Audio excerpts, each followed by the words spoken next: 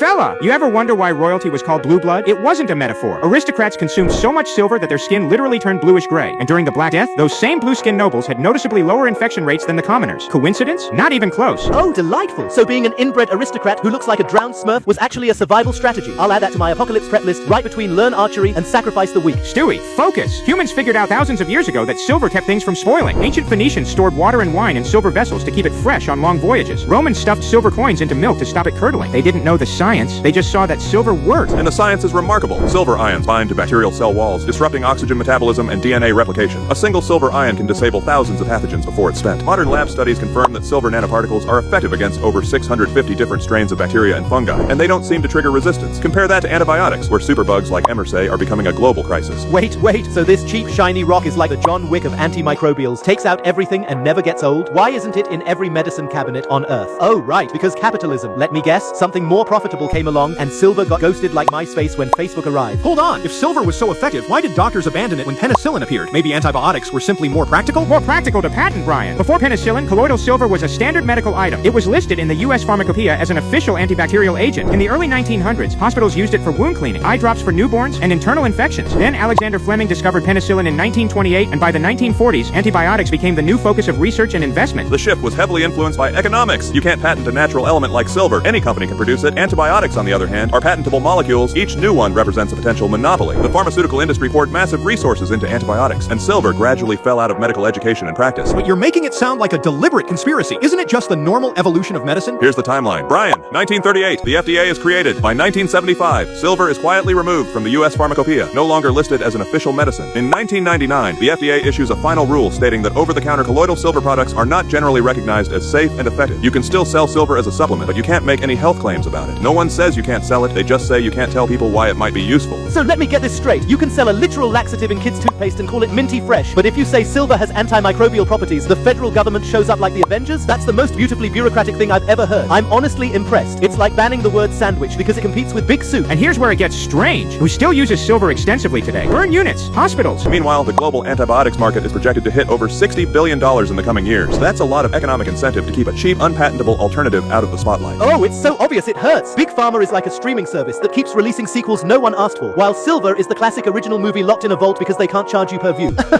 Sorry, folk, you can't watch The Godfather. Here's Fast and Furious 47 colonoscopy drift instead. I'm pirating that silver fella. But it gets even more interesting. During the 1918 influenza pandemic, some physicians reported promising results using colloidal silver. Today, independent researchers are studying silver nanoparticles in vitro, and the data shows strong activity against a wide range of pathogens. Yet major medical journals publish very little of this. Why? Possibly because there's no pharmaceutical company funding the research. Alright, I'll grant you, there's a pattern here that deserves attention. But if silver is so impressive, why don't people who use it today look like Smurfs? Good question. Argyria, the blue-gray skin condition, comes from consuming extremely high doses of poorly made, impure silver over many years, not from properly formulated products. It's like comparing a glass of wine to chugging industrial ethanol. The extreme cases you see online are mostly from people mixing homemade brews with tap water and salt, but those images are used to scare people away from even asking questions. Classic fear marketing. Look at this one guy who turned into a blueberry. Now ignore everything about what silver might actually do. That's like avoiding water because one person drowned. I'm not giving up swimming just because Leo DiCaprio didn't survive Titanic. Well, he did survive, but you get the point. And now the tide is slowly turning. Antibiotic resistance is becoming a global crisis. The WHO warns of a post-antibiotic era where minor cuts can kill. Suddenly, research into silver nanoparticles is accelerating, but quietly, under new names. Nanocrystalline silver, silver ion technology, a GNP antimicrobials. They're essentially reinventing the wheel without admitting the wheel was set aside decades ago. Burn units already use Acticoat dressings, pure silver mesh. Water filters use silver-impregnated ceramics. Catheters are coated in silver to reduce infections. The technology is being reintroduced piece by piece. Each piece a new patent, a new revenue stream. Silver never really left. It just got rebranded. So let me summarize. Humans had a cheap, widely used antimicrobial for literally thousands of years. Then the patent system showed up. Silver quietly vanished from medical training, and now they're drip-feeding it back to us in tiny patented doses. Victory is mine. No, wait, wrong moment. I'll go with how exquisitely dystopian. We're living in the dumbest timeline, and I'm here for the memes. What do you think? Was silver naturally left behind by progress, or was it deliberately sidelined? Let me know in the comments.